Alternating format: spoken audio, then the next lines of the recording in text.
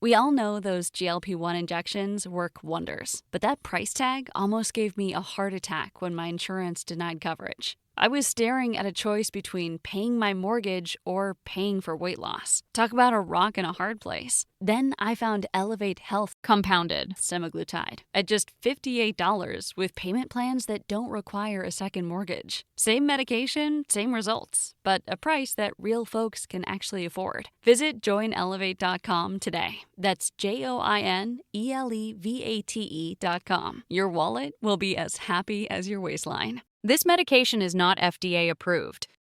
Let me say off the top, so that no one feels that the admission was not worth the price, that this is going to be a slightly shorter show than normal. Usually I endeavor to give you at least 45 minutes to an hour. However, my voice is acting a little bit funny. And to be completely honest with you, this week got away from me just a little bit. And I think part of it is that the pennant races, or whatever it is we call them now, the birth races, as I sort of saw them called on MLB.com earlier today, were taking up a lot of my time. It's easier for me to walk away from a mid-June game than it is for me to walk away from a late September game, especially one that has implications for the postseason. And so the clock just kept winding and unwinding, and like the Mets and the Tigers, I found myself playing from behind, not once but continuously.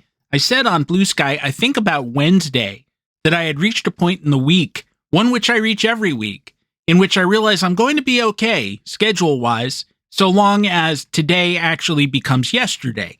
I need an 8-day week, and I look forward to whenever it is that I can figure out how to stop feeling that way. I also feel a bit down about the general trajectory of the country. I wanted to share this story with you for a couple of years now, ever since I first read it. It's not a baseball story, but an American story. I was going to say that that's the same thing, but it's not accurate to say that all baseball stories are American stories, but not all American stories are baseball stories. The reason should be obvious. Shohei Ohtani, Martin Dihigo, Juan Marichal. Baseball may be an American game, but it's not only ours. I read about what I'm going to share with you in a fantastic book by Adam Hochschild, American Midnight, The Great War, A Violent Peace, and Democracy's Forgotten Crisis. As I've had the book out this week, I keep looking at the cover and thinking, American Midnight? You were a bit premature. That was the American 11:45. We're living through American Midnight now, pal. But of course, the book is nearly 4 years old now and cannot be expected to update itself. It's about the government crackdown on civil rights during and after the First World War. This is the Black Sox time. A lot of enemies lists got cleared by the government back then. Not that the government was always wrong to be worried about German sympathizers. It wasn't just German sympathizers, by the way. It was labor sympathizers, anarchists, communist sympathizers, really anyone who wasn't straight and narrow with the then definition of Americanism. People of color, unfortunately. But there was some sabotage. There was a little island that used to sit near the New Jersey side of the Hudson River that was used as an ammo dump during the war. Someone lit a match and literally blew it off the map. True story. So there was a real war and a real crisis, but there wasn't necessarily a real crisis of disloyalty. But what always happens when we get into that mindset is that the disloyalty idea becomes pretextual for a lot of reactionaries to just clear the decks of people that they don't like. It was illegal to say, I don't think we should be in this war, which people said constantly after the fact, but you were not allowed to say it in 1917 and 1918. I don't want my son to be drafted. You couldn't say that, or anything of that nature. It would be indictable for undermining the war effort. You could, and some people did, go to jail for that kind of talk. And that book has an example of this sort of overreach, which I think about continuously, particularly nowadays, when we all have conversations online that we tell ourselves are private, but really aren't. And not just because you could be sending intimate pictures between yourself and your significant other. And no, they didn't share them, but someone got in there and shared it for them. And yes, that's embarrassing. And there are horrifying stories of people whose lives have been deeply affected by that sort of violation. And even today, with laws in many states against what we came to call revenge porn, the people who are affected, who have had their pictures or videos put out on the internet still have to navigate a Kafkaesque maze to get those pictures removed, if they ever can.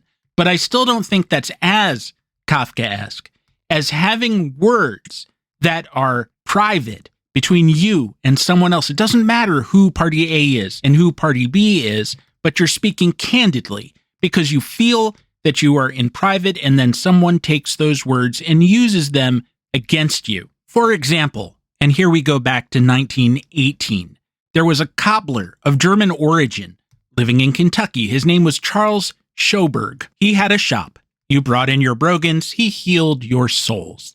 He was 66 years old, had been living in America since he was 5, and had served as a police officer, among other civic roles. On Independence Day, as Babe Ruth, both pitching and batting cleanup, went all the way in defeating the Philadelphia Athletics 4-3 in 10 innings, Schoberg and 2 pals who used to hang around the store kibitzing with him the way I used to hang out in George's comic book store and talk about favorite issues of The Amazing Spider-Man, were arrested. Members of the local Citizens Patriotic League had decided that these fellows were insufficiently supportive of the war effort and therefore disloyal. The CPL was one of a number of groups at that time who were essentially organized collections of Karens who were going around checking to see if everyone who should have been drafted had been, or if they had actually gone to the war, and that no one said anything that offended them. And if they did, they would insist on talking to the manager. In Schoberg's case, because he had a German accent probably, they had hired detectives to bug his shop, then turned over what they had heard to federal prosecutors. Said prosecutors charged the three with trying to, quote, favor the cause, unquote, of Germany, and bringing the American military into contempt, scorn, contumely, and disrespect.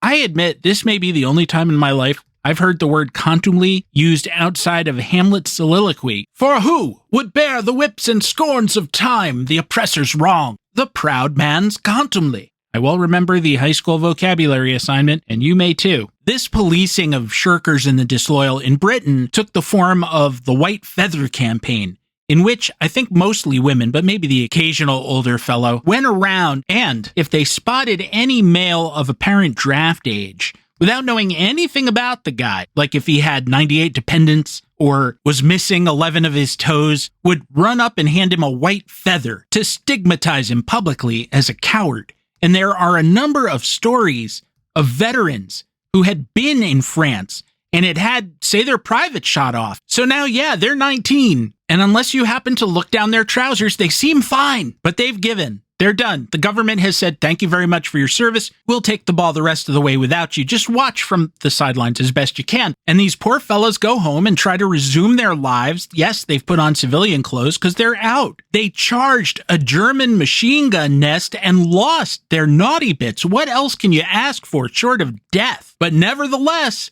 there they are waiting for a train, and some lady comes running up and shames them with a flower. And what can they do but sit there and feel god-awful and say, this is so unfair? I joke, but I shouldn't, because if you have seen any of the photographs or documentaries of the true victims of that war who came back horribly disfigured, with missing limbs and in many cases missing faces, and had to go through the rest of their lives with these awkward Phantom of the Opera prostheses, then you have seen the true meaning of horror. Unfortunately, there are many true meanings of horror.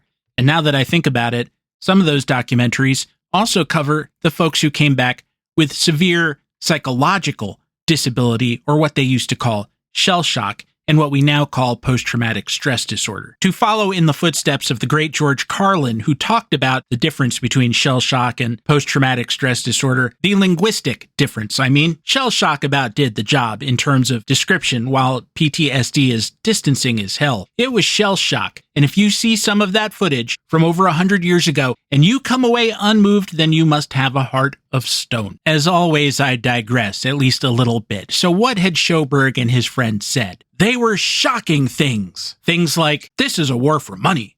Someone is getting rich off this war and it ain't me.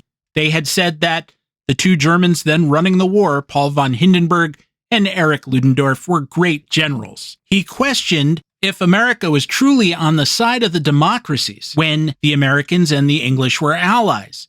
They talk of democracy. How can this country join with England if it is democratic? England has been oppressing the Irish. They wondered aloud whether American soldiers could be trained up and brought to the Western Front before the Germans won the war, which was exactly what Hindenburg and Ludendorff were trying to do at the time. It was a real possibility and not at all a secret. They asked Sjoberg how much money he had given to war causes, like war bonds, which he had. And did he sing to himself in private while working? And if so, did he sing in English or German? Everything that was recorded was said in private conversations, as private as if you were talking to your wife or your parents or your best friend, and as private as if you were singing to yourself while working or in the shower. Those words had no power to move anyone. They weren't speeches made in front of a mass audience at Union Square, saying that those three fellows in a shoe store or a shoe repair shop had been equally as disloyal or harmful to the war effort as someone who gave a major address is like saying that your Aunt Patty, 74, singing "The Hills Are Alive" with the Sound of Music in the shower has the same impact as Julie Andrews singing it on a 70mm movie screen. The judge told the jury that that didn't matter. All it took to be disloyal was to have a disloyal state of mind. Disloyal State of Mind, the Billy Joel song you never knew you needed or desperately wanted to have. Well, they were convicted. Sjoberg was found guilty on 24 counts, and he was sentenced to 10 years in federal prison in his 60s, despite having been in the U.S. since the 1850s. He had not proved himself as an American. His two friends, convicted of fewer counts, received 7 and 5 years in federal prison, respectively. And there they sat until Warren Harding became president and decided to forgive some of the victims of government overreach by the Wilson administration. We ask, can it happen here? Will it happen here? It has happened here intermittently. It helps if some of us decide to play along, like the Citizens Protective Karens, the federal prosecutors, the judge, the jury, and then multiply by 50 states. Once people start to act as if you don't have the rights you do, even if they're written down somewhere, functionally you don't have them. This brings to mind a joke I read many years ago, and please forgive me, but it involves the evil little man with the toothbrush mustache. In my defense, I read it in a book on Jewish humor. It's very basic, and it goes like this, that Adolf Hitler was not satisfied with the reports that his propaganda minister was feeding him on his own popularity. So he decided to disguise himself and see how the citizenry really felt about him. So he goes out and he winds up in a movie theater with a bunch of average Germans, and probably the odd Jewish person who hadn't yet fallen into his clutches. Maybe it was early in the regime.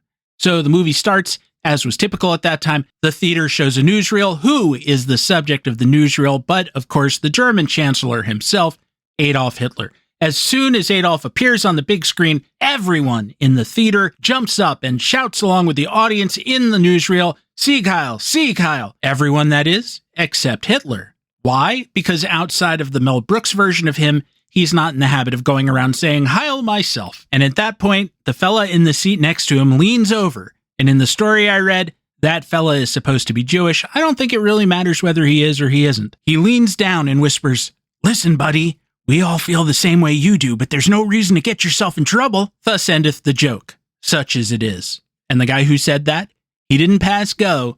He didn't collect $200. He didn't emigrate to the States. But one irate phone call later, he proceeded directly to the infinite inning.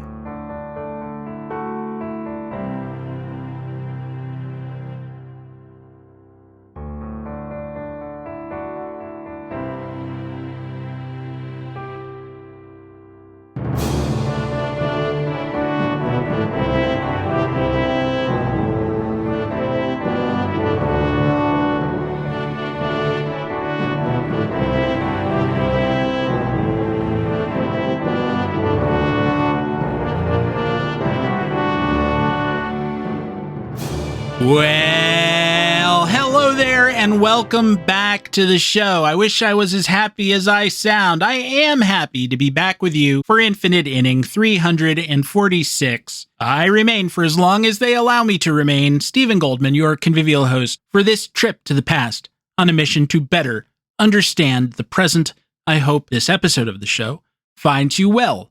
As you know, if you follow along, I got out this week's reissue episode a day late. This one ain't coming out a day late. It's coming out on time, or as on time as they get. But it has definitely been a struggle. I won't perseverate about that. There's a word for you. One of my closest friends likes using that word, or at least he used to. He certainly uses it more often than he uses the word contumely. He would surprise the hell out of me if he uses the word contumely anytime soon. I feel like my friends are less focused on throwing me change-ups. Change-ups just for the sake of being entertaining. I don't mean for the sake of, say, destroying my trust in them. No, just for fun. I feel like that's more my job. This same friend, I used to meet him for lunch once a week, about 5 minutes from where we live, respectively. It was kind of a spot in the middle in our rather small town, and I would always be late because I run late with things. I don't make a secret of it.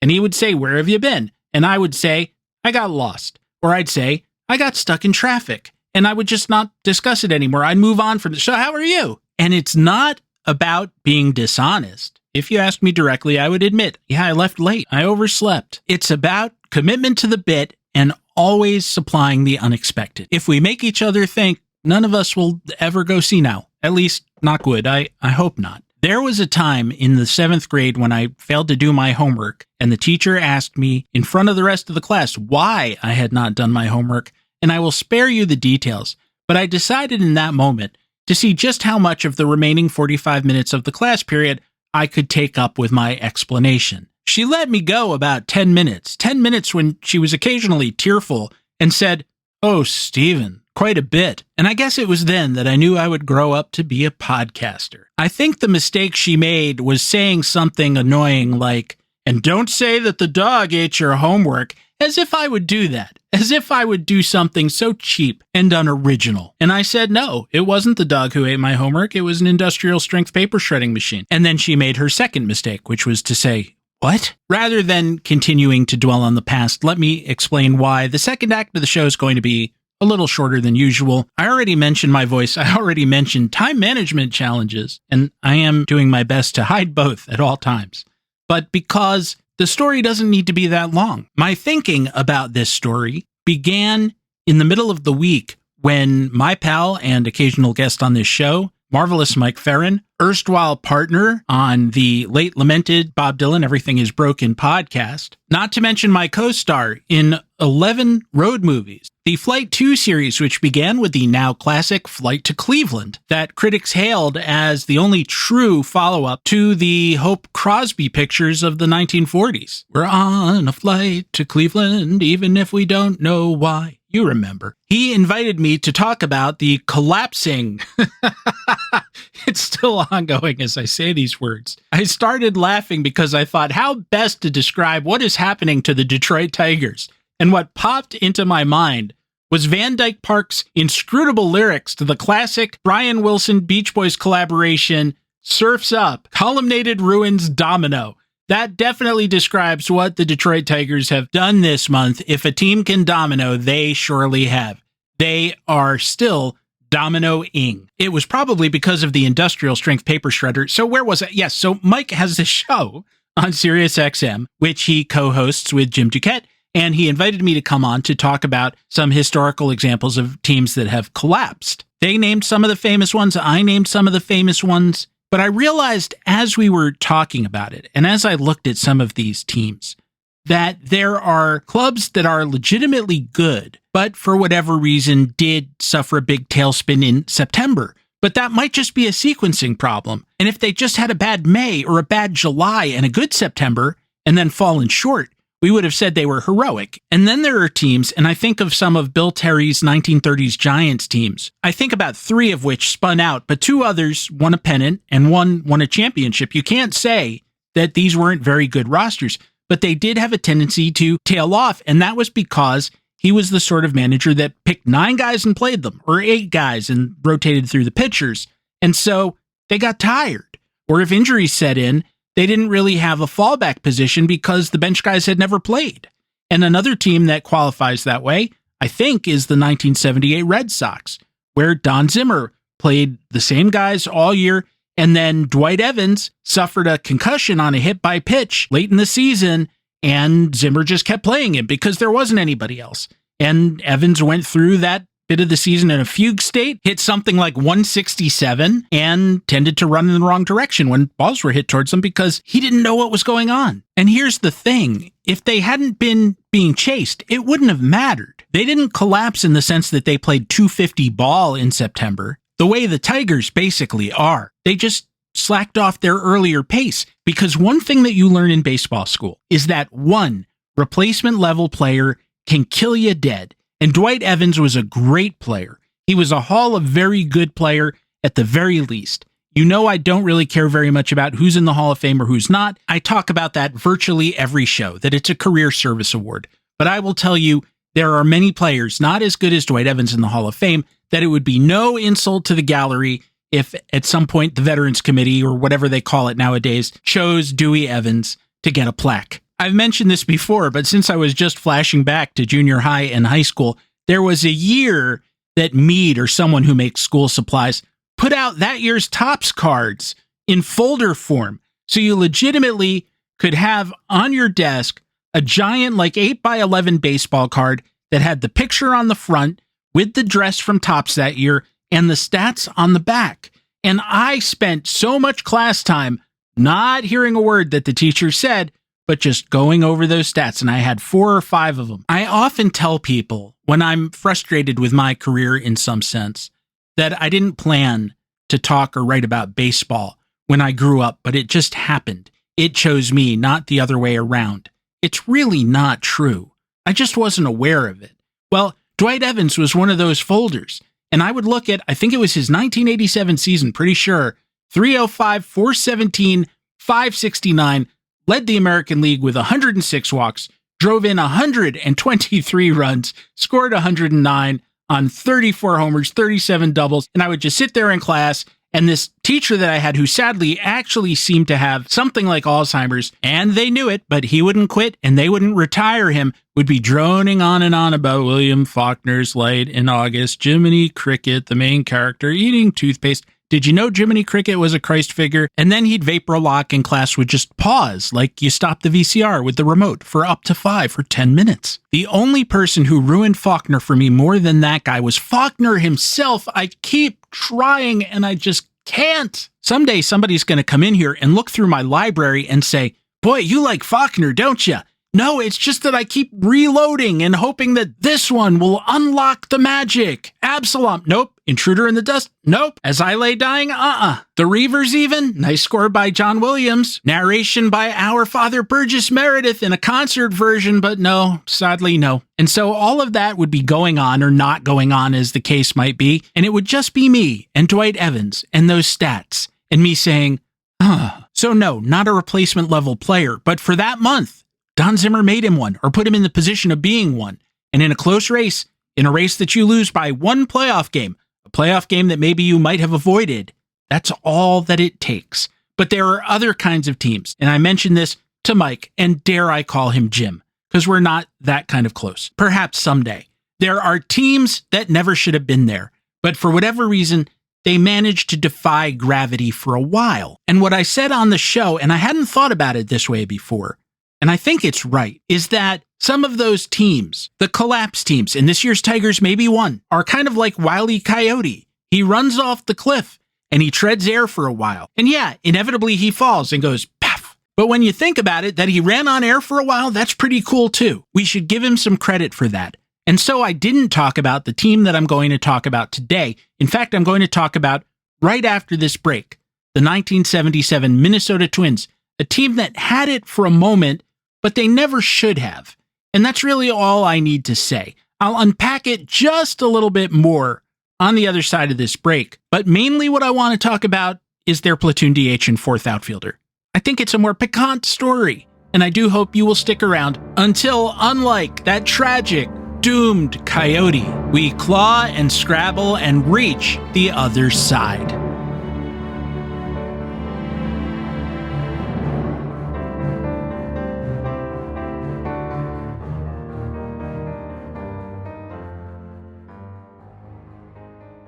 We all know those GLP-1 injections work wonders, but that price tag almost gave me a heart attack when my insurance denied coverage. I was staring at a choice between paying my mortgage or paying for weight loss. Talk about a rock and a hard place. Then I found Elevate Health Compounded semaglutide at just $58 with payment plans that don't require a second mortgage. Same medication, same results, but a price that real folks can actually afford. Visit joinelevate.com today. That's JOINELEVATE.com. Your wallet will be as happy as your waistline. This medication is not FDA approved.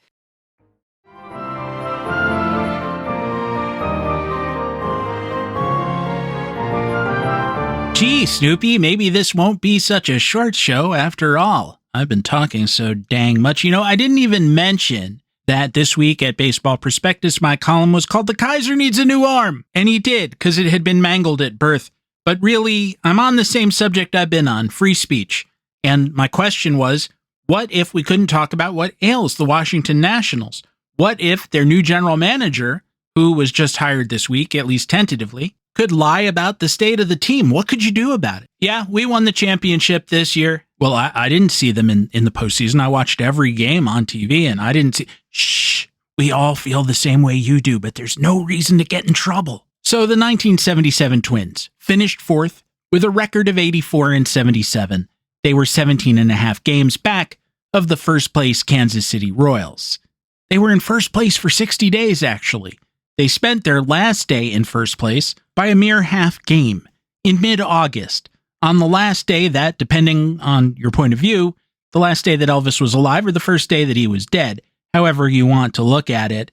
That day, they lost a 13-inning duel with the Baltimore Orioles, which was briefly interrupted when a moth flew into Butch Weiniger's ear. He was the Twins catcher. He was catching at the time. Look, this may gross you out. It grosses me out. But according to the Minneapolis Star-Tribune, Lee May of the O's was going to bat to lead off the bottom of the sixth when Weiniger pulled off his mask and began twisting his head around. He seems to have fled to the dugout, and who could blame him? There's a moth stuck in his ear. Now, given time and a humane opponent, the Twins and their trainer might have been able to figure this out, but baseball's rules do not provide dispensation to the catcher to go running madly off the field because he feels like a bug is trying to crawl into his brain. Unfortunately, the opposing manager was not humane. He was Earl Weaver. So he comes running out onto the field, one of several times he did in that game, from which he was ultimately ejected, not for this, but for arguing, I think, a called third strike or a check swing. And he goes screaming to the umpires, no, it's been 10, we've stopped the game for 10 minutes. Baseball doesn't have timeouts. And so under pressure, the Twins trainer poured hot water into Weiniger's ear, killing the moth, but then left it there so that play could resume. Weiniger caught pitcher Pete Redfern for 4 batters with a dead moth in his ear before finally having the insectoid corpse extricated between frames. Weiniger had 3 more at-bats in that game and didn't reach base. Can you blame him? As I said, the Twins had spent about 60 days in first place in the AL West. This was a team that had had one of the best offenses in baseball in 1976, and they'd have a pretty good one again in 1977. Rod Carew, moving permanently from second base to first base, flirted with 400 and won the MVP with a .388 batting average and a ridiculous 239 hits. The outfield of Larry Heisel, the sadly ill-fated Lyman Bostock, and Disco Dan Ford was very productive, with Heisel leading the AL with 119 RBIs on a .302 average and 28 home runs. The pitching staff, however, was terribly weak. Some of that was just because sometimes they are, and some of that was because of the time in baseball's history. And I'll get to that in a minute. They had a legit Hall of Famer, but they had traded him. In 77, they had but one legit starter in Dave Goltz, who won 20 games. 2 other starters were rushed prospects who would never pan out, Paul Thormodskod and Pete Redfern. The fourth was a 31-year-old named Jeff Zahn, a ground-balling lefty who would be quite the effective pitcher in the future, but was coming off of some surgery and just wasn't great that year. And they never did have a 5th starter. And that's a sad story in itself.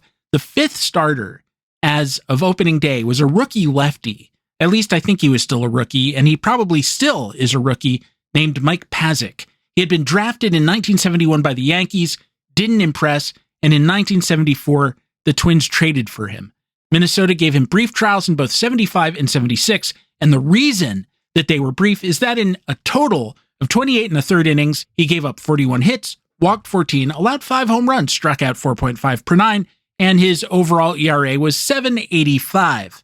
Now, if you look up his minor league record, you might say to yourself, yeah, okay, seems about right. The Twins, though, owner Cal Griffith, pitching coach Don McMahon, and manager Gene Mauch were going off his 1976 at AAA Tacoma when he had a 14-5 record with a slightly negative strikeout walk ratio, but a 4.14 ERA, which was actually half decent in context. He made the team out of spring training. He made his first 3 starts. He pitched 18 innings with a 2.50 ERA and was 1-0.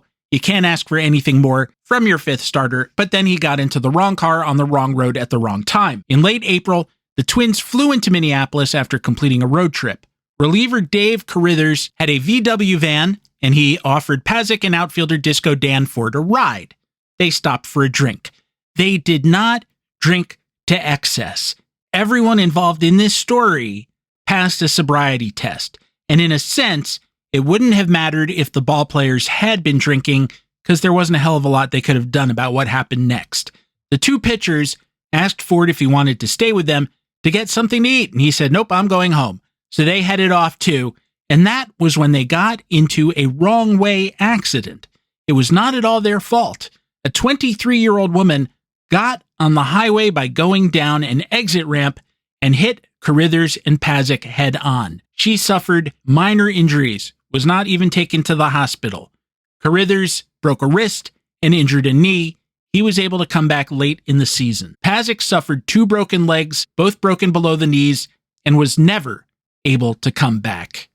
I could have been there too, Ford said the next day.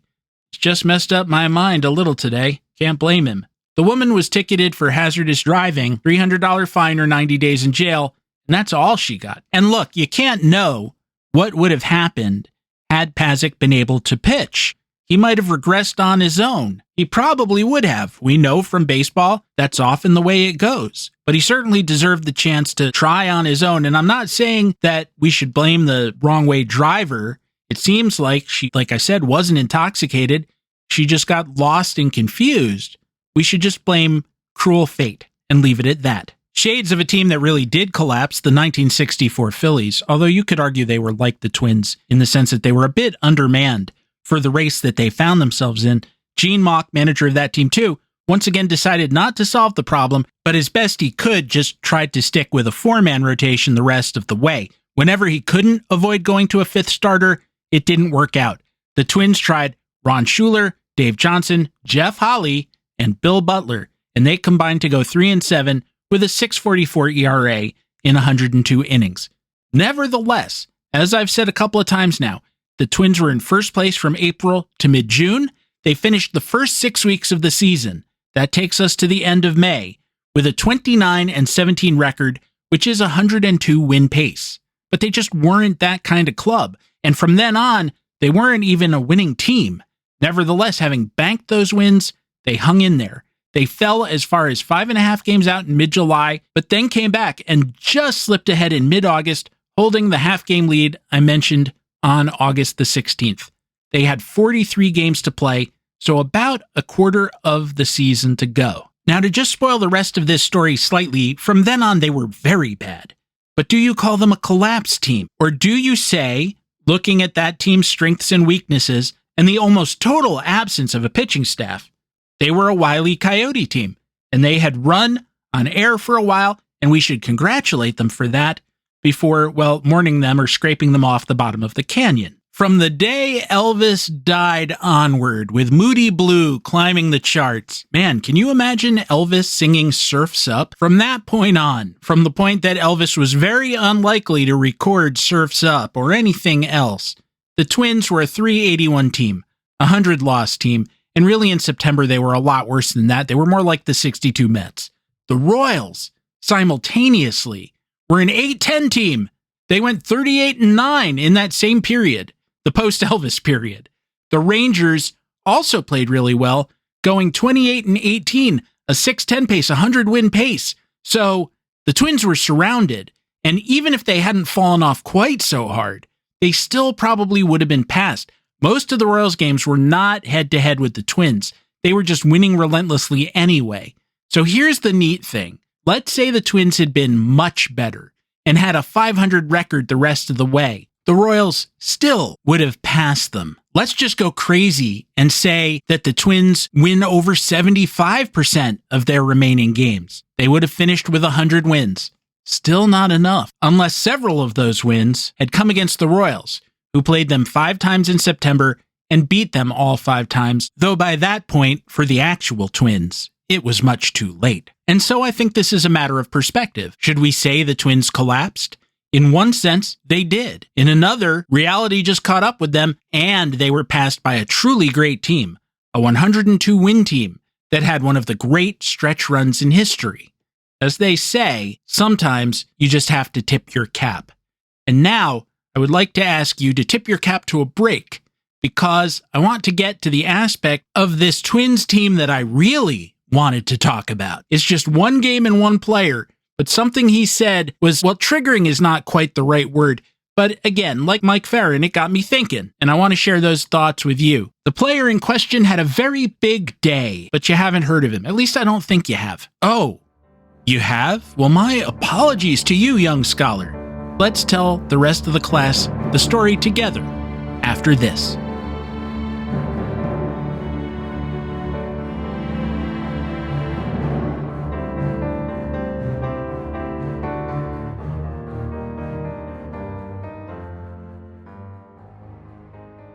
We all know those GLP-1 injections work wonders, but that price tag almost gave me a heart attack when my insurance denied coverage. I was staring at a choice between paying my mortgage or paying for weight loss. Talk about a rock and a hard place. Then I found Elevate Health compounded semaglutide at just $58 with payment plans that don't require a second mortgage. Same medication, same results, but a price that real folks can actually afford. Visit joinelevate.com today. That's JOINELEVATE.com. Your wallet will be as happy as your waistline. This medication is not FDA approved.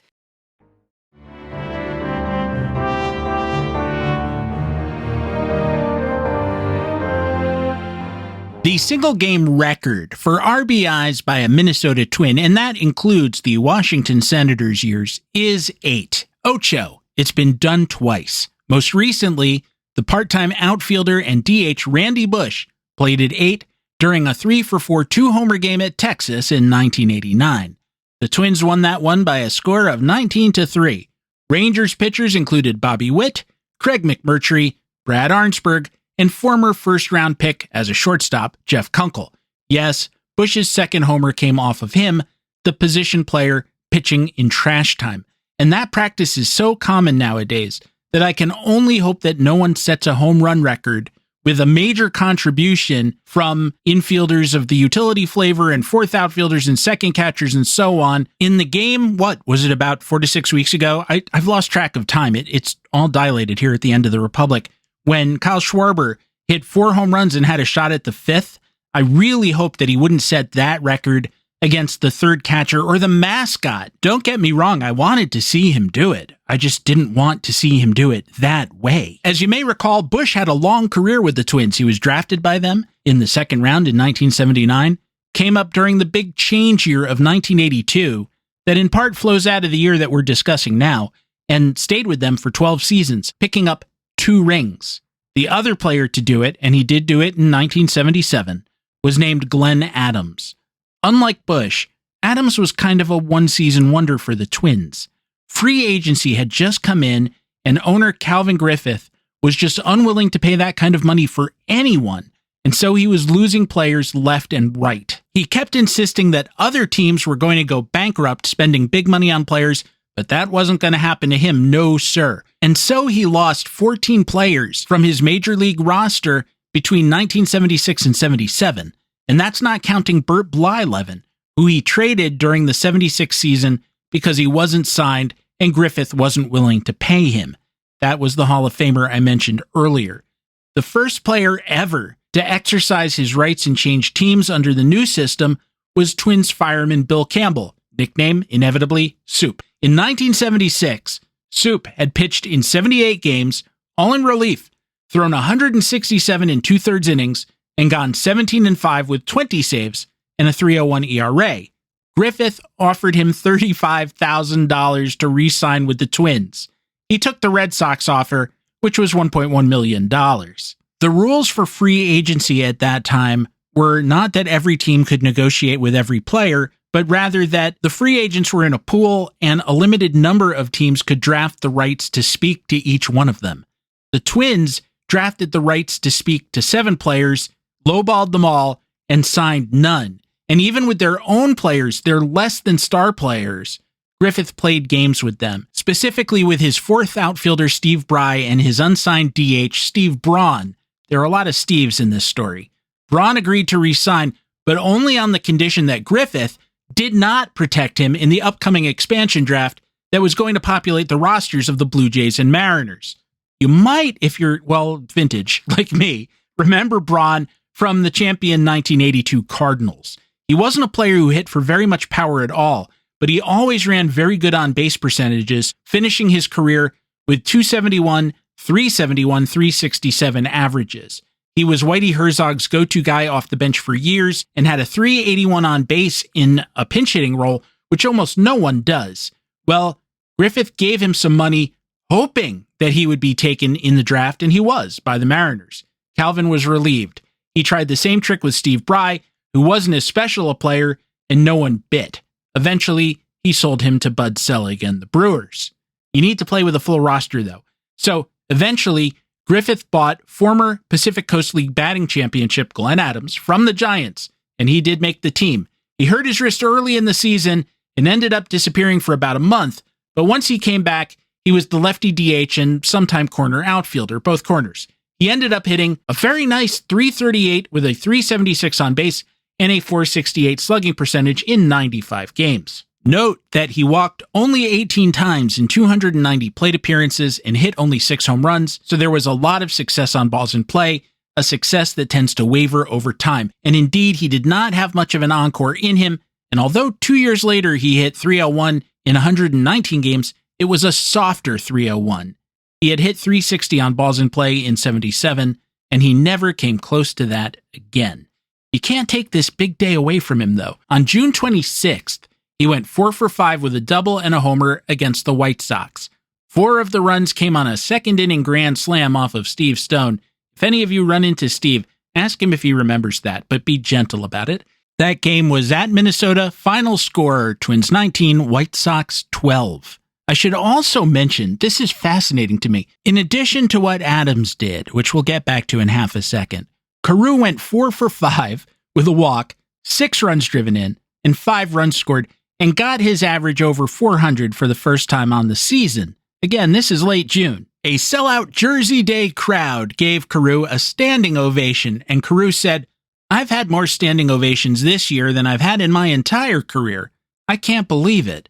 The thing that's so great about this is that the crowds are starting to accept us more. They're pulling for us more. It's a great feeling.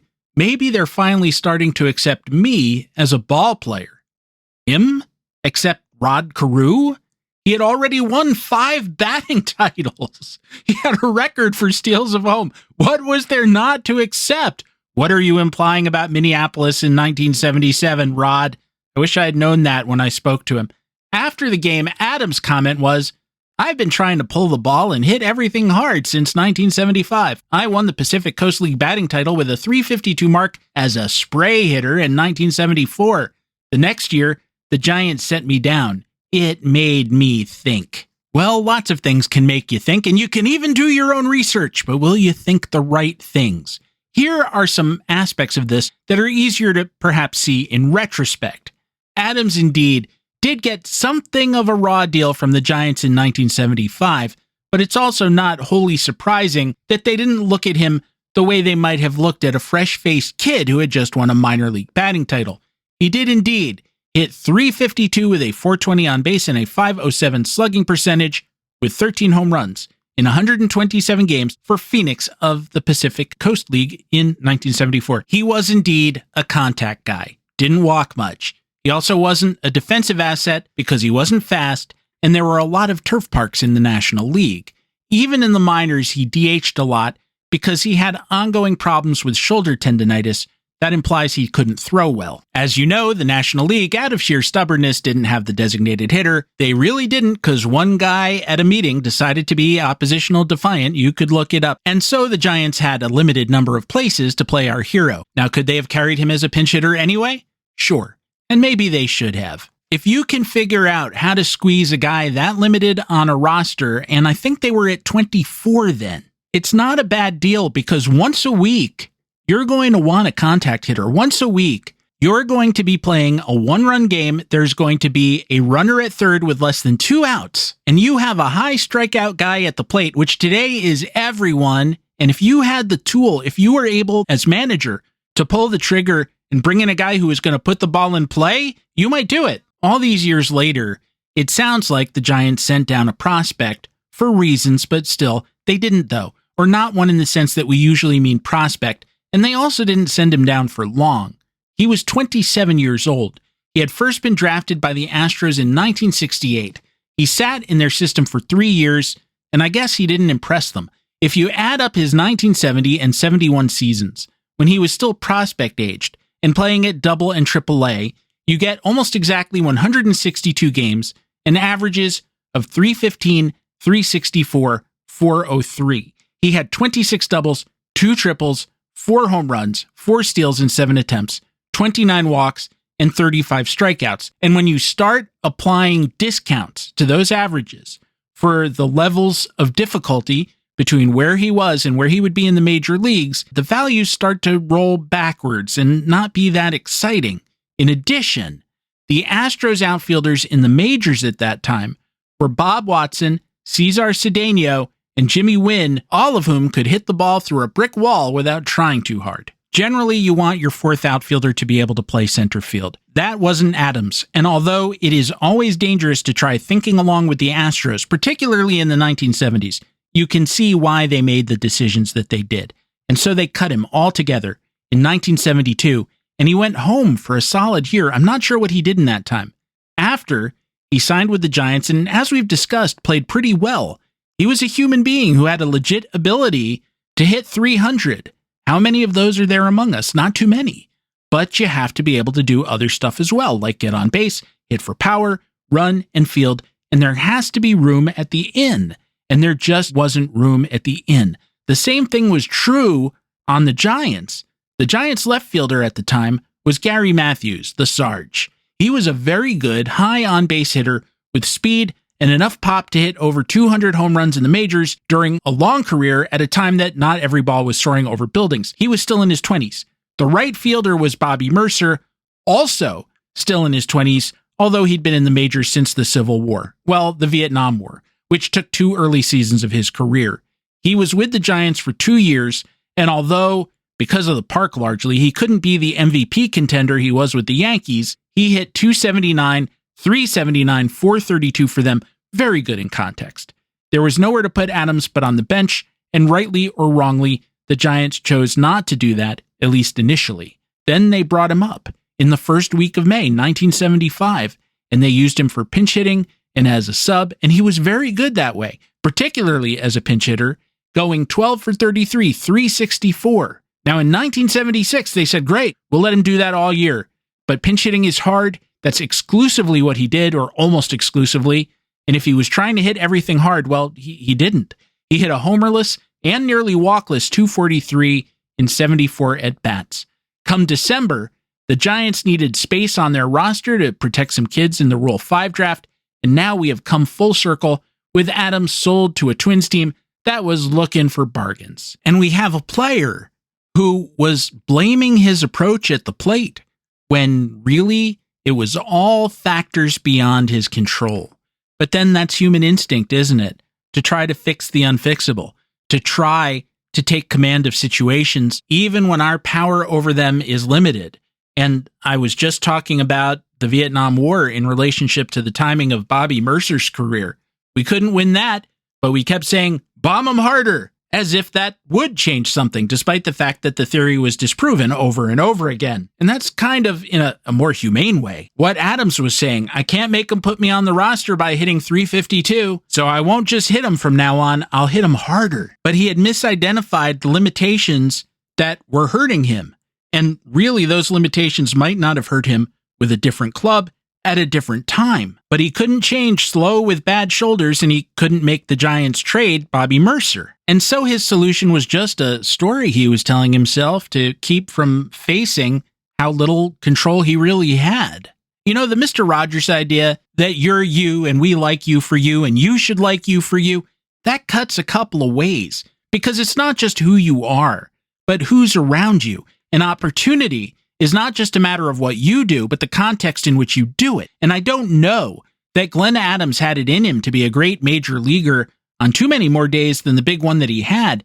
But look at a player like Greg Gross, who came around at almost the same time that Adams did, and with the Astros, no less, with a similar skill set. He was a lot younger, but he came up young, so that's why they intersect. Watson and Cedeno were still where Adams left them, but the Astros had traded Wynn to the Dodgers in December '73, so there was, first of all, room for Gross to play, and he was just a little more rounded than Adams, a bit faster, a lot more patient. But from about the time that Adams came up, when he was 27, he ended up in that platoon and pinch hitter role with the Phillies. In his case, he held the job not for a few years, but for 10 years, and not all of them were good, but they valued him in ways the Twins didn't value Adams. And that by itself, a kind of loyalty or respect leading to opportunity, is enough to make the difference between a long career off the bench and a short one. Maybe I'm trying to make excuses for my own failings, but sometimes I go in circles with the idea that in many life situations I should have done more than I did. I was capable of doing more, showing better, and yet, isn't what you did definitionally what you were capable of doing? No, says an ugly voice. You self-sabotaged. But say you didn't. Say you did your best, and it still wasn't good enough. And for legit reasons, and not just because your boss was a son of a bitch. Then again, should you have done better? Or was that all that you were capable of, the utmost that you were capable of? Oh, so you're saying I'm limited. Well, yeah, but isn't everybody? And like Glenn Adams, was the opportunity in your personal San Francisco ever really there? My Personal San Francisco, the sequel unofficial to My Private Idaho. You can follow me publicly at stephengoldman.bsky.social. That's if you're into social media. If you're not, you can write us, by which I mean me, at infiniteinning@gmail.com, and there remains a Facebook group. Simply go to Facebook, search on Infinite Inning. Bang, you're there. I was quiet this week, I apologize, but researching this episode didn't suggest anything like good pictures. They were all grainy and nondescript, just like the 1970s themselves. Say, did you check out this week's reissue episode? We went back to episode 76 and also talked about conspiracy theories and the Illuminati. Should you wish to support the show, and I dearly hope you do, please visit patreon.com/The Infinite Inning. Ads alone do not support us. Gear of a rudimentary kind available at the-infinite-inning.creator-spring.com. Original soundtrack available gratis at casualobservermusic.bandcamp.com. Finally, should you find yourself with the proverbial moment to spare, please go to the podcatcher of your choice and rate, review, and subscribe. It helps the show gain attention. At least I think it does. Does anyone use podcatchers anymore? Do you just absorb these through your hair now? That's how I do them. Our theme song, which you are hearing now and have been listening to throughout the episode, was a co-composition of myself and Dr. Rick Mooring, who says, I've had nightmares about that industrial paper shredder for years. You mean you were lying about that? Well, not lying. I was just telling stories. It's what I do and who I've always been. Remember, there's a big difference between a lie and a tale. Between a liar named Scott and a bard. And if I remain that person for one more week, then I'll be back next week with more tales from inside the Infinite Inning.